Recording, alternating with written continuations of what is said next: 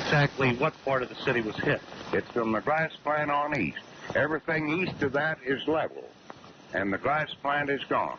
And those that are calling in, we only have one circuit, and we can't answer all the telephone calls.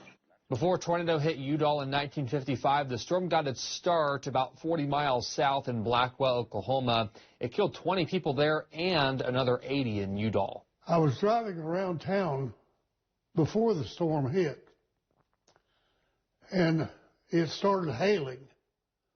I mean, they was hail balls that big.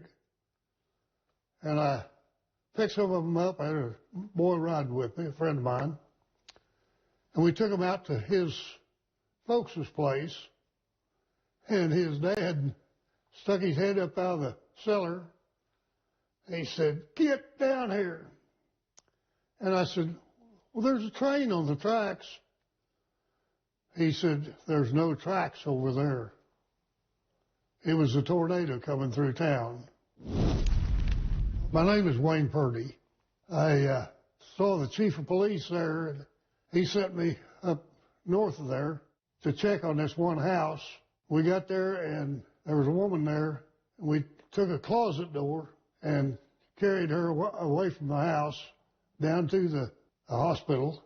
We got about a half a block from that house when it collapsed. People who lived there didn't know north from south. Came out in total darkness, total blankness, because ordinarily, you see, you could walk around at night and on the horizon you would see shadows of houses and buildings, but those buildings weren't there. Fortunately for Blackwell, only part of the town was affected, yet even today it continues to touch those young first responders. I was worried about my car getting hurt because I heard the storm coming. Lauren Valentine is my name. We got down there and started picking up bodies with the help of other people that would bring them to us. And we wound up with 4 bodies in the back of our truck. No, I wasn't a hero. I was glad I was in it. It made me respect tornadoes. I'm not scared of them, but I respect them. I know what they can do.